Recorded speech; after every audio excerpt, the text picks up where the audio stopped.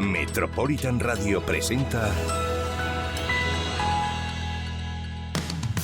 6, 5, 4, 3, 2, 1. Comienza con Altura, un programa inteligente para mentes inquietas, con Lola Gracia.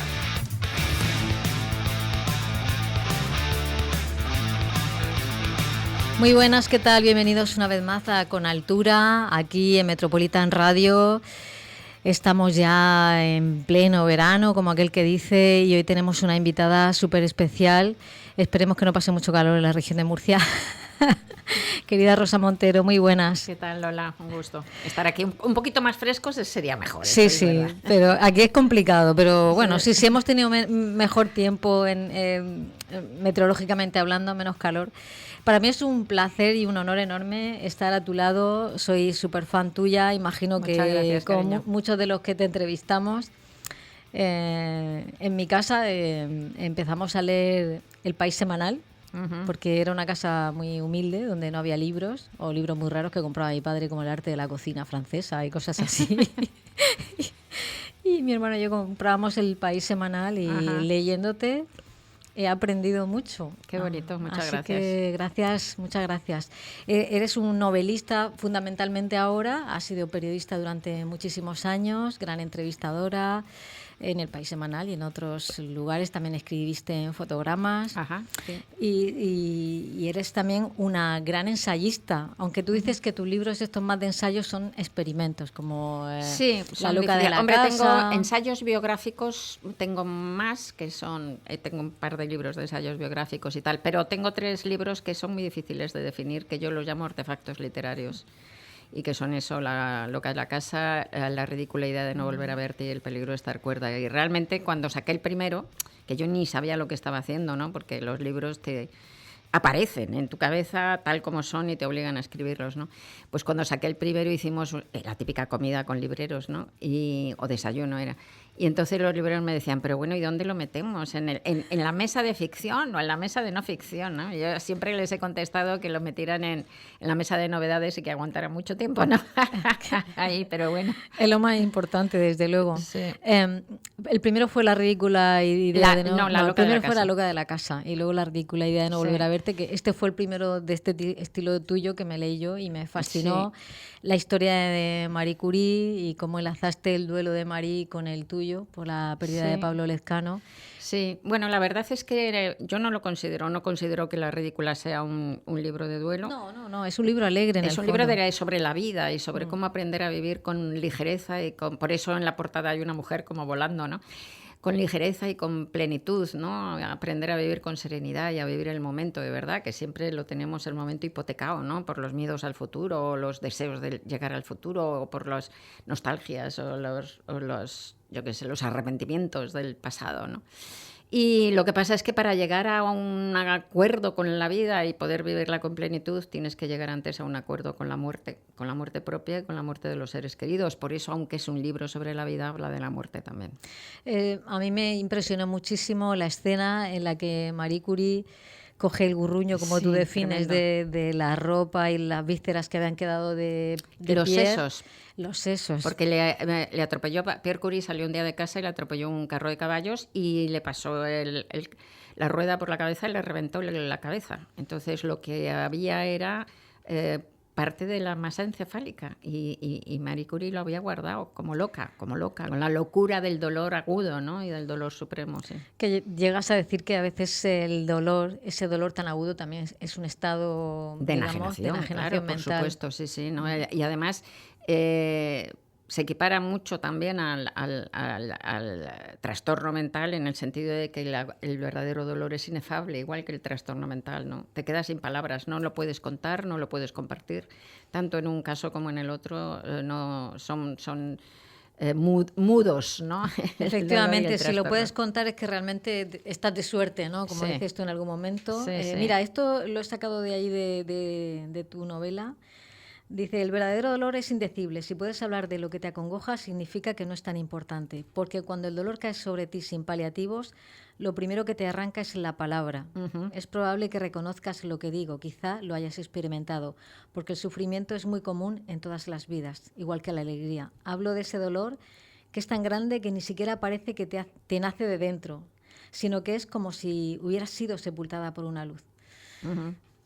Qué bien escribes, Rosa. Ay, qué mona, muchas qué maravilla. gracias. No, es que me estoy leyendo tu penúltima novela de la Bruna Husky y me maravillo a cada instante. Qué mona. Pues te tienes que leer la última, Animales difíciles, porque esa es de las 4, es la final, es la última.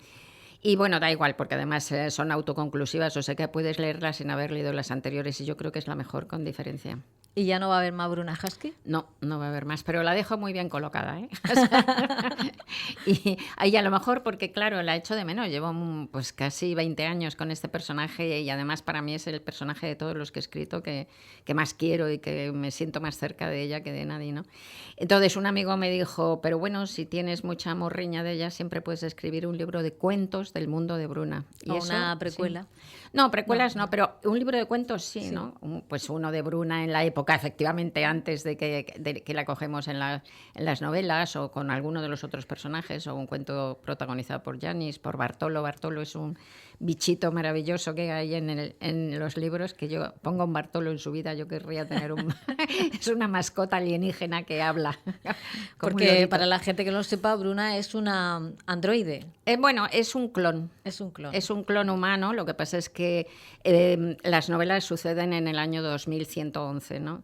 Entonces ha sido manipulado, un clon que ha sido manipulado por los ingenieros genéticos, de manera que es criada, como todos estos tecnohumanos son criados en tanques, no en barrigas de mujer, y entonces pues en 14 meses se desarrollan hasta alcanzar una vida biológica de 25 años, y entonces ahí son activados, y a los 10 años de esa activación, por un defecto, no es que lo quieran así los ingenieros, sino porque no lo han sabido hacer mejor, pues se desata un proceso de fallo orgánico múltiple y se mueren con 35 años, ¿no? Y saben cuándo van a morir. Exacto. Y tienen presente cada día que les queda. Claro, por eso Bruna no puede olvidarse de que es mortal, que es lo que hacéis la mayoría de los humanos.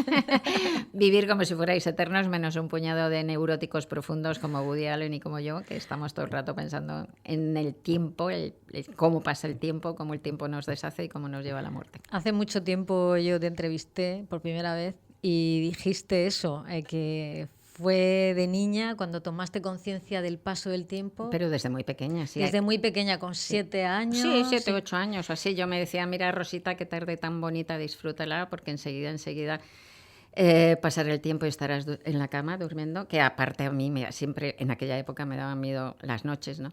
Enseguida pasar el tiempo y estarás en el colegio. Esto debió ser ya a partir de los 9 años, porque no fui al colegio desde los 5 a los 9, porque estuve enferma. Enseguida pasará más tiempo y te habrás hecho mayor, que menuda gracia, ¿no? Enseguida pasará más tiempo, se habrán muerto tus padres, y enseguida pasará más tiempo y te habrás muerto tú.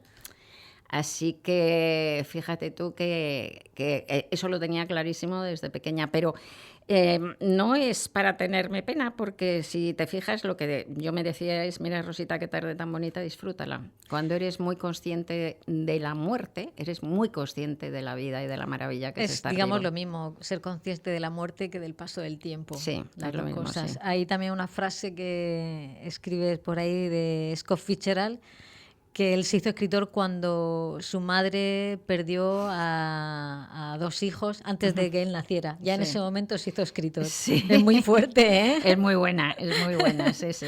Es muy fuerte, me gusta mucho. Oye, y esta marca que lleva Bruna Husky, que le cruza la cara, le cruza un tatuaje que le cruza todo el cuerpo. Es una línea, tiene un tatuaje, ella lleva la cabeza afeitada.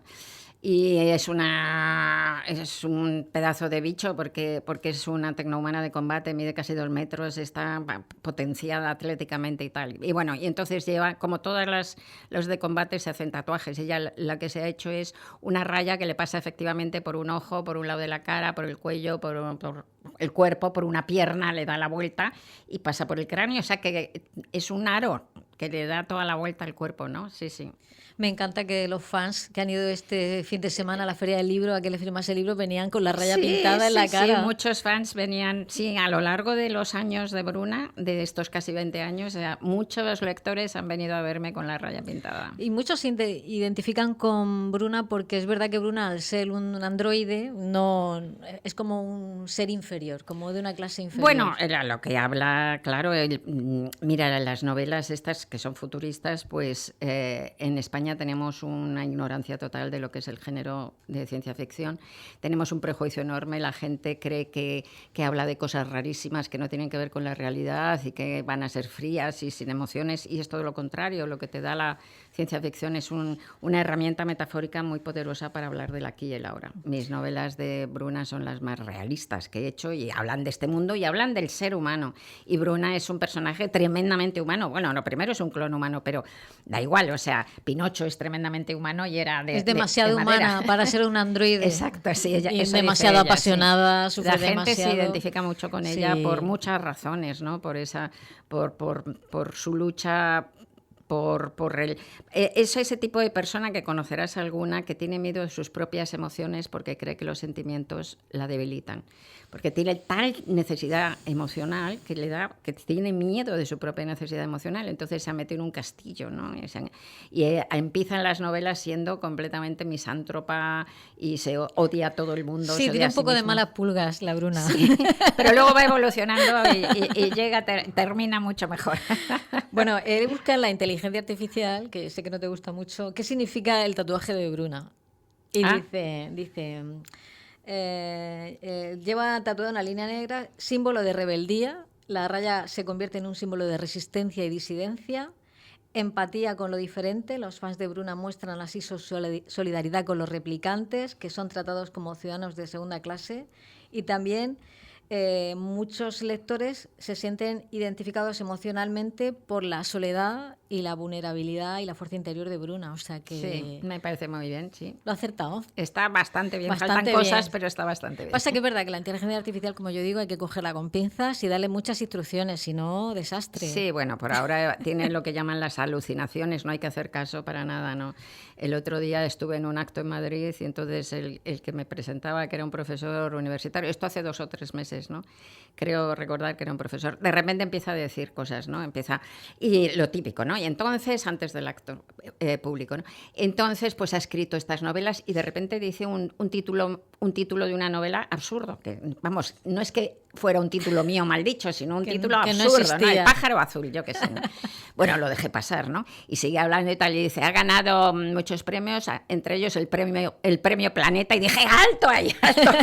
Ahí ya le corté, dije, ¿cómo que no me he presentado en la vida? Joder, o sea, ¿qué gana? Y dice el tío, bueno, es que lo he buscado en ChatGPT. Y yo digo, hombre, por lo menos la Wikipedia, por lo menos la Wikipedia es más fiable. Sí que es verdad que eres doctora honoris causa por la Universidad de Puerto Rico. Sí. Yo estuve allí 6 meses estudiando. ¡Qué maravilla! Maravilloso el campus de Río Piedra. Sí, gente maravillosa además, sí. Y cuando yo estuve allí hicieron doctora honoris causa a Isabel Allende. Imagínate, para mí fue un flipazo poder estar con ella. Sí, son gente maravillosa. Si algún puertorriqueño me está escuchando, pues yo estuve solo 6 meses hace 30 años y no lo he olvidado ni un solo día de mi vida de lo feliz que fui allí. Sí. Tienes el premio Grisans Cabur en Italia, eres oficial de las Artes y de las Letras otorgado por el Ministerio de la República Francesa. Bueno, oficial, que no sé. Oficial, bueno, oficial. Es oficial de las artes. Lo he traducido bien. Oficial, ¿vale? De las Artes y de las Letras. También tienes un premio de la Feria del Libro Internacional del Estado de México. O sea, eres una rosa muy internacional, Rosa Montero. Bueno, lo que soy es mayor y ya he meneado mucho la patita por el mundo. Pero no todo el mundo. Estás traducida a 30 idiomas. Quiero decir que no todos los autores tienen tal variedad de premios en países tan distintos, porque también Colombia creo que tienes un premio, en fin, tienen muchos premios por el mundo. Lo agradezco muchísimo y la verdad es que todos los premios pues son una maravilla, porque todos los que nos dedicamos a esto tenemos una inseguridad. Escribir realmente es algo que te deja en un lugar muy inseguro, porque si tú eres en otras artes, ser un artista siempre es muy inseguro, porque además no hay una escala objetiva que te diga diga qué es lo bueno y lo malo, ¿no? Pero por lo menos si eres violinista, oye, no todo el mundo puede ser violinista, tienes que saber tocar el violín. Si eres escultor, no todo el mundo puede hacer una escultura, no todo el mundo puede pintar, pero todo el mundo puede escribir una historia, todo el mundo. Entonces es que te metes en una esquina de tu casa a meter la mayor parte de tu vida, horas y horas, a escribir mentiras, que es algo que mientras lo estás haciendo dices, estoy haciendo el idiota, esto sirve para algo, esto es absurdo, ¿no? Entonces esa sensación de estar al borde del abismo es muy constante en los escritores, y que te den un premio pues es muy consolador de ese desasosiego profundo. Lo agradezco mucho. Sí, imagino que será una duda continua, Sí. Y sobre todo porque a lo mejor, ¿qué tardas en escribir una novela de Bruna o cualquier Tres años, años, claro, sí. 3 años, 4 años ahí en la inopia, como aquel que dice, cuando Sí, estamos sí. acostumbrados a la instantaneidad de las redes sociales ahora. No solo eso, etcétera, sino que etcétera. además se te puede morir. A mí se me han muerto 2 novelas, ¿eh? Y en una tiré 2 años de trabajo y en otra pues 1 año y medio. O sea que, bueno, siempre estás, como te digo, siempre te ¿Y sientes... no son rescatables esas novelas que se mueren? Si se muere, se muere. Sí. Sí. No tiene una segunda vida. No hay un cielo de las novelas muertas. No, en mi caso no. No sé si en algún sitio he leído que dices que escribir, o lo he leído de alguna novela o de algún sitio, que escribir es como el canto de Casandra, que es profético. Y esto Bueno, es verdad, porque fíjate, muchos autores han adelantado en el tiempo, pues por ejemplo Julio Verne, El submarino, o algunos autores han adelantado en el tiempo las personalidades psicopáticas, Jekyll y Hyde, por ejemplo. Bueno, Jekyll y Hyde es más importante que eso. Lo que adelantó Jekyll y Hyde en 1876, si no recuerdo mal, que se publicó, o sea que hace ya 150 años, es que dentro de nosotros somos muchos. Es decir, que el yo no es uno, sino que esa idea hoy es absolutamente, está a pie de calle. De hecho, hacen anuncios publicitarios, he visto pues de gafas diciéndolo. Tienes unas gafas para como padre, unas gafas como cuando estás en la oficina, unas gafas cuando vas a hacer deporte, ¿no? Porque somos muchos. Eso hoy lo sabemos todos, pero hace 150 años no lo sabía nadie. Y eso es lo que sacó a la luz, y luego unos pocos años después vino Freud y tal, ya. Entonces, realmente eso sí que fue la ficción, lo que hace es sacar justamente, poner luz en la oscuridad de lo que somos, ¿no? En lo más profundo de lo que somos, ¿no? Pero sí que hay esa cosa predictiva. Mis novelas de Bruna Haskey es increíble, porque desde que las he sacado han ido sucediendo todo lo que escribo. Yo espero que no pase, porque si vamos a comer medusa lo que nos queda de vida... Pues hoy comeremos medusa, no te quepa la menor duda, porque va a ser un alimento muy necesario. Y, por ejemplo, en Los tiempos del odio, que es la anterior novela a esta, y que salió hace 4 años o 5 años, pues el tema central de Los tiempos del odio es un apagón masivo en Portugal y en España. No sé si os suena. Un apagón eléctrico masivo. Y también me encanta lo del ascenpuerto. Así es, sí. Bueno, eso... Viajar en ascensores y sí, ¿no? A las plataformas orbitales hay un ascensor. Todas mis novelas intento que sean... Me gusta mucho la ciencia y la tecnología. Intento que sean ese mundo de Bruna, que sea un mundo posible, incluso probable. Entonces, si tú ves en la novela ascensor espacial, te puede parecer que es una fricada, ¿no? Pero si tú lo pones en internet, pues te vas a ver hasta los planos, porque hay una empresa japonesa que ha hecho un diseño de un ascensor espacial para subir a los 400 kilómetros donde está la estación espacial, ¿no? Entonces, para el año 2067, o sea, que te quiero decir que son cosas posibles. Está a la vuelta de la esquina. Y probables, sí. Lo que me ha sorprendido mucho de tu biografía, Rosa, es saber que tu padre era banderillero. Sí. Y... Fue primero novillero y luego después de la guerra pues ya se hizo banderillero. Pero sí. Fíjate que creo que del arte taurino es súper arriesgado. ¿No? Yo no soy experta en toros para nada, bueno, no tengo ni idea. Yo detesto los toros. He ido una vez a los toros en toda mi vida. Soy animalista, sé que además es una cosa obsoleta y bárbara que está en completa extinción. Para la gente menor de 25 años, no sé si... No quiero decir... una tontería, pero en torno al 15 o el 16% a favor de los toros, nada más. Gente menor de 25 años, o sea que verdaderamente se acabará. Yo lo voy a ver, que se van a acabar los toros. Y que la primera entrevista que hiciste se la hiciste a tu padre, ¿no? Se lo hice... hice una entrevista con 8 años, claro, que la tengo escrita en un cuadernito, La tengo en casa, pero claro, se la hice a mi madre, porque dice, entrevista al famoso banderillero Pascual Montero, pero luego cuento todo esto escrito a mano lleno de faltas de ortografía. Pero llegamos a casa, yo venía imaginariamente con un fotógrafo, y llegamos a la casa del famoso banderillero Pascual Montero, pero nos abre su mujer, Amalia, y entonces nos dice que no está, que está trabajando, y entonces entrevisto a mi madre, y yo me acuerdo de haberla entrevistado de verdad en la cocina, ¿no? Y termina la entrevista además hablando de mí. Y dice, ¿tiene usted hijos? Sí, pues una hija de 8 años y un hijo de 12. ¿Y qué quiere usted para su hija? O sea, que termina hablando de mí. Es genial, de absurda, que es muy gracioso, pero lo gracioso es que con 8 años hice una entrevista ya, impresionante. ¿Tu madre era artista? Mi madre era una artista inspectore, pero no pudo desarrollarse por esa cosa de la vida machista, pero sí, sus hermanos han sido pintores y ella dibujaba mejor que ellos, y luego también tenía una vis cómica increíble, le gustaba bailar, hubiera podido ser una actriz cómica increíble, era una narradora oral magnífica, podía haber escrito también, escribía unas cartas divertidísimas, o sea que... El tema de la mujer yo creo que también está muy tratado en tus novelas y en tus libros artefactos, como Sí. los denominas. Pues fíjate, sí, está tratado, pero está tratado como todas. O sea, yo no escribo sobre la mujer. Mis novelas no son sobre la mujer, para nada. Porque lo que pasa es que cuando, tú sabes eso, ¿no? Que cuando una mujer escribe una novela protagonizada por una mujer, todo el mundo, incluso nosotras, las lectoras, piensan que está hablando de mujeres, pero cuando un hombre escribe una novela protagonizada por un hombre, piensa todo el mundo que está hablando del género humano, ¿no? Yo hablo del género humano, pero el 50% somos mujeres. Claro, tienes toda la razón. Claro. Efectivamente. Pero está muy bien, quiero decir que también a veces hay gente que dice, no, pero es que esta solo escribe de mujeres, como si fuese algo malo, pero es que hay mujeres maravillosas, como no vas a escribir sobre Marie Curie, por ejemplo, que fue la pionera de tantas cosas. Sí, pero que te quiero decir que no es que haya mujeres maravillosas, es que somos parte del género humano, punto, no es eso, ni maravillosas o malísimas o lo que sea, da igual, estamos hablando del género humano, punto, ya está.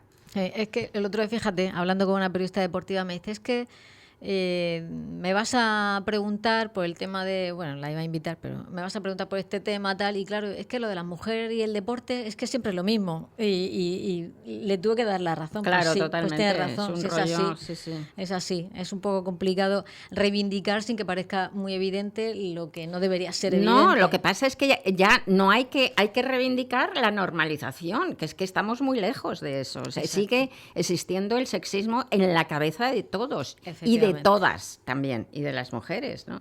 Entonces, se han hecho, afortunadamente, en los últimos 15 años o así, o 20, se han empezado a hacer muchos experimentos que demuestran eso, ¿no? El sesgo cognitivo tan machista que sigue existiendo. Por ejemplo, un experimento que se ha hecho en España y en más sitios, en más países de Europa, pero en España.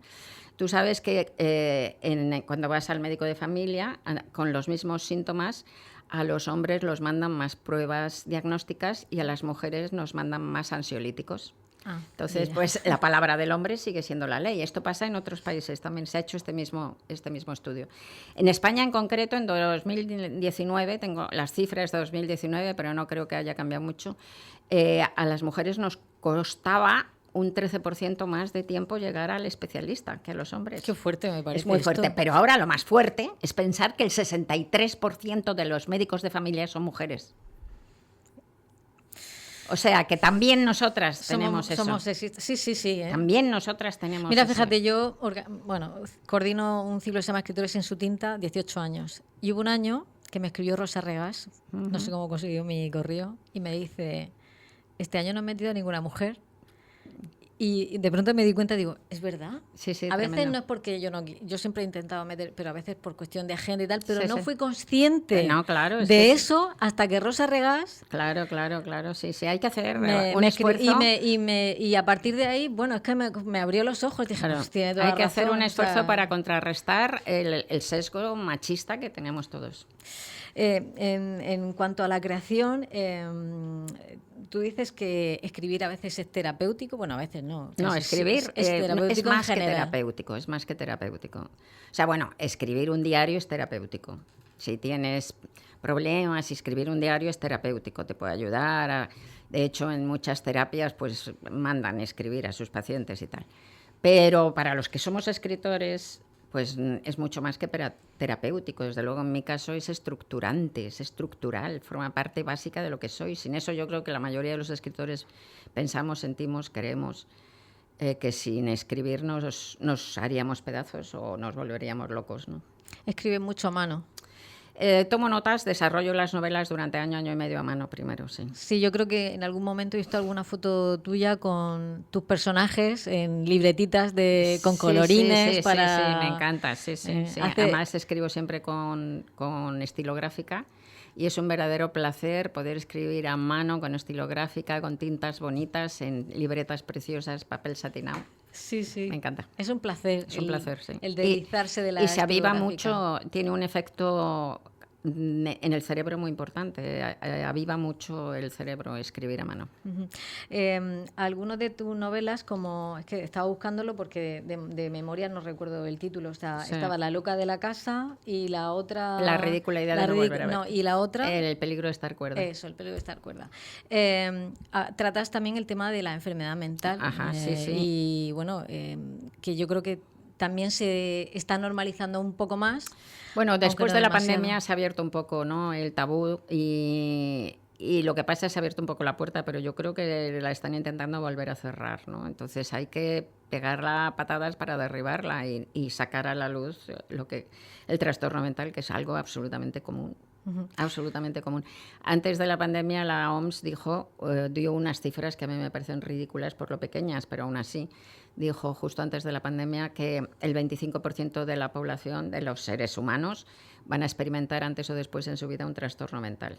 Yo creo que debe andar mucho más, en torno al 33-34%, o sea, un tercio, más que un cuarto de la población, ¿no? Pero pongamos que un cuarto, ¿no? Pues es que ya esto quiere decir que absolutamente todos o bien van a experimentar un trastorno mental en sus propias carnes o bien en alguien muy cercano, sus padres, sus madres, sus hermanos, sus amantes, sus amigos más íntimos, porque es por lo menos 1 de cada 4, ¿no? Ahora vete a una playa llena de gente y empieza a contar 1 de cada 4. Siempre ha estado muy estigmatizado y realmente lo que tú comentas es más común de lo que... Muy común. Bueno, muy yo común. Misma soy una persona con ansiedad habitualmente. Sí, yo he tenido ataques de pánico, en alguna ocasión también, se me ha somatizado, en fin, quiero decir, que también en este entorno que vivimos de incertidumbre permanente no favorece que uno tenga una paz mental enorme. Por ¿no? supuesto que no. Ahora con Irán y Trump, bueno, con Trump ya es como para pegarse un tiro, pero vamos. Lo de Trump es muy fuerte. Muy fuerte, sí. Yo ya... El reino del mal. Al final siempre acaba saliendo en las entrevistas porque es inevitable, pero odio que hablemos de este petardo, pero es que es así. No es un petardo, es el reino del mal, es un malvado espantoso, es un horror, es un psicópata con un poder enorme. Es un psicópata integrado, dice Vicente Garrido, y Putin también. Y es verdad que se ha puesto como de moda el ser malo. El hacer saludos nazis. Esto lo decía el otro día Leonor Walding en una entrevista. Es que no podemos ver con simpatía este tipo de gestos y los que somos solidarios con los demás, etcétera, sin que seamos unos santos, por supuesto. Entonces, EWOC y el ser woke... No, la cuestión es que ser demócrata es un esfuerzo. O sea, la democracia, que es el único sistema posible con todos sus fallos y todas sus mierdas, ¿no? Pero la democracia, el sistema democrático exige un esfuerzo de la gente, ¿no? La civilidad exige un esfuerzo de la gente. Por ejemplo, exige que tú pierdas parte del dinero que ganas para que los que no tienen dinero puedan ir a la escuela, puedan ir a tener una salud médica, pueden... Entonces, ser civilizado... es un acto de generosidad, ¿entiendes? Entonces, si de repente en estos momentos de incertidumbre y de angustia, que todo el mundo está, además con un desarraigo social tremendo, se sienten todos muy solos, asustados, el odio, el poder odiar a alguien alivia mucho, ¿no? Y además te da un sentido de identidad y de pertenencia, ¿no? Yo soy aquel que odia a estos de enfrente, ¿no? Uh-huh. Y te da una comunidad con los otros que odian lo mismo. Y entonces, pues, regocijarte y refocilarte en ser malo y en dejar de esforzarte por esa cosa civil, pues te da como una especie de alivio inmediato, bruto. propio de los más brutos, pero es así. Es terrible que la ira se haya convertido en la zona de confort de muchos. Sí, es terrible. Bueno, sí, Sapolsky, que es un neurólogo maravilloso, neurocientífico maravilloso, dice eso, que por desgracia el odio consuela tanto como el amor. El otro día escribías de la mujer de Macron, de Brigitte. Qué miedo, sí. Sí, esta escena que Sí. es verdad que todo el mundo dice, hombre, si hubiese sido al contrario, estaríamos Hombre, si indignados. hubiese sido al contrario, Macron habría tenido que dimitir. Pero qué decepción, porque a mí Brigitte me caía Ay, muy me caía bien. fenomenal, yo estaba feliz, pero luego de repente pues empiezas a pensarlo y dices, bueno, quizá realmente está, yo estoy completamente, vamos, se llevan la misma distancia de años que Trump y Melania prácticamente, o sea que no es la distancia de años, pero sí que piensas, cuando empezaron a conocerse era él muy joven y ella muy mayor. Eso puede implicar ya una dependencia de poder demasiado grande. Sí, es posible. Habría que ahí analizar Habría también. que analizarlo, También sí. tiene una novela. Me gusta también algo que yo, bueno, esto me pasa cuando lo has comentado cuando has hecho entrevistas muchos años, que no te gusta mucho que te pregunte por esta parte de tu trabajo. Pero es verdad que a veces entrevistar a personas con el discurso muy construido es aburrido porque siempre te van a contar lo mismo. Claro, Vayan bueno, donde vayan. la cuestión es intentar preguntar cosas distintas y llevarlo por sitios en donde puedas contar otra cosa, sí. Son como un melón cerrado. A mí me ha Sí. pasado con algunos políticos. Sí, Aquí mismo también, quiero decir que... Los políticos suelen tener más conchas, sí, evidentemente, son sí. como melón cerrado. Y sobre todo también creo que es difícil, por ejemplo, yo que escribo biografías, cuando quieres escribir sobre un director de cine autor o un escritor ya muy... Todos tienen también su relato sobre sí mismo construidos. Todos tenemos un relato y los escritores más que más, o sea, te quiero decir... Desde porque Ana María Matute a Vargas todos, pero bueno, Llosa, pero todos. todos los seres humanos tienen un relato y si eres escritor y tienes una capacidad narrativa más potente, pues el relato que te construyes es mucho más bonito. No más bonito en el sentido de que te deje a ti mejor, sino que es un relato que parece más verdadero, con más detalles y tú te lo crees, ¿no? De hecho, somos una narración, los seres humanos somos una narración, somos palabras en busca de sentido, ¿no? Decía Epicteto que lo que le afecta al ser humano no es lo que le sucede, sino lo que se cuenta de lo que le sucede. Y todos, absolutamente todos, tenemos un relato de nuestras vidas. Y los narradores tenemos un relato pues más complejo, normalmente más florido, con más detalles. Más atractivo. Más atractivo, aunque sea dramático, ¿sabes? Sí, O sea, pero lo compras. Sí, lo compras inmediatamente. exacto. Sí, yo se lo he comprado inmediatamente a Ana María Matute. Claro, exacto, lo compras. Sí, lo compras. Y vamos, y los narradores nos lo creemos, eso te lo aseguro, como todo el mundo se cree su propio relato. Entonces, por ejemplo, una de las grandes... de la base de muchísimas terapias, de muchísimos tipos de terapia, consiste en cambiar la narración. Entonces, una de las bases del psicoanálisis es cambiar la narración de la persona que va, del paciente, ¿no? La historia de la travesía del héroe, ¿no? Que decía Víctor Frankl, la narrativa de la travesía del héroe. Hay una frase de la novela La buena suerte que dice: a veces lo valiente en la vida es creer en el bien, aunque hay momentos en los que es algo complicado. Pues y sí. es verdad que a veces nos dejamos llevar por la catástrofe y ser optimista en estos momentos quizá es lo heroico. Yo creo, hombre, hay momentos de la historia en donde triunfa el mal. También lo digo en la última, en Animales difíciles, hay momentos en donde los pueblos eligen, cosa increíble, eligen suicidarse por ignorancia, por medio de la ignorancia. Y esto ha habido momentos en la historia en los que ha triunfado el mal, pero en general yo creo verdaderamente que el bien predomina en el mundo, y no solo en los seres humanos, en la naturaleza, ¿no? Cuando dicen esa tontería, ¿no? De es que el pez grande siempre se come al chico, es que no es verdad. O sea, yo creo que no hay más que... A mí me encantan los animales, me encanta la etología. Hubiera podido ser etóloga, es decir, estudiosa del comportamiento animal como profesión.